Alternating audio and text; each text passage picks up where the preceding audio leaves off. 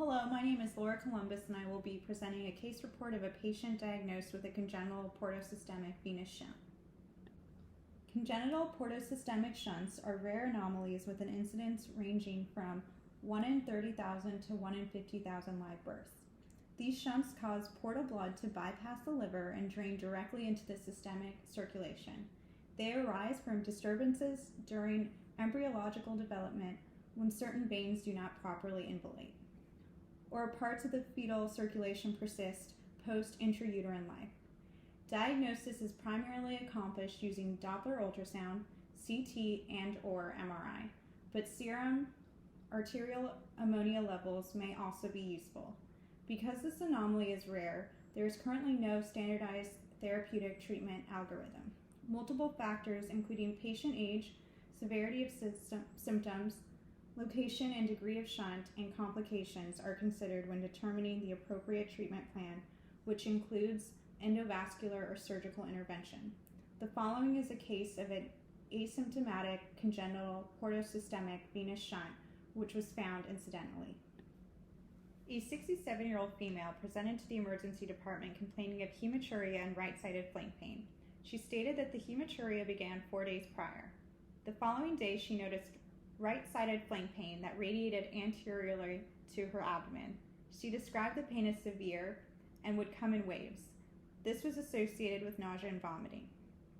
She denied fever, chills, diarrhea, or vaginal discharge. Her only significant surgical history was a hysterectomy due to cervical cancer in her daughter, but she has no personal history of malignancy. She did not have a known history of nephrolithiasis. A contrast-enhanced abdominal pelvic CT was performed, which, as expected, revealed nephrolithiasis. It also incidentally revealed a congenital portosystemic venous shunt. Figure 1 is a coronal image of her CT scan showing the right portal vein.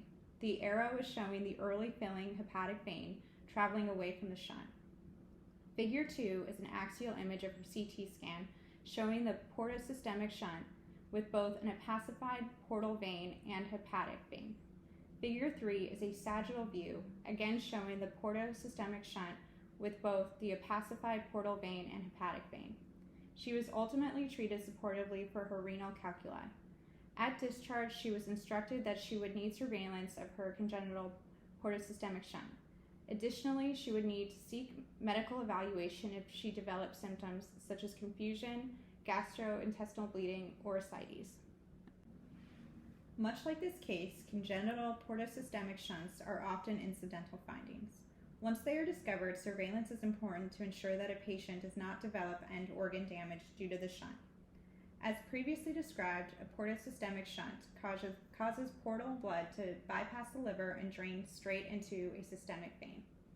The clinical significance of this is that there is an increase in serum ammonia levels because it is not appropriately metabolized by the liver and can potentially lead to hepatic encephalopathy.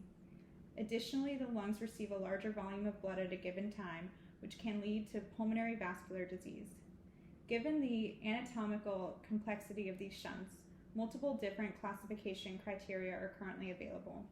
The 3 most commonly used classifications are based on the severity of the hypoplasia of the intrahepatic portal system under shunt occlusion, shunt origin, or shunt ending.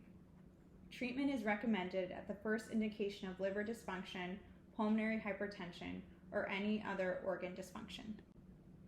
Patients with a congenital portosystemic shunt are at high risk of developing liver and pulmonary vascular dysfunction, and therefore need close monitoring. As illustrated in the case, radiology plays a key role in diagnosis of the shunt. It is also important for surveillance imaging to evaluate if a shunt needs intervention via surgical ligation or endovascular embolization.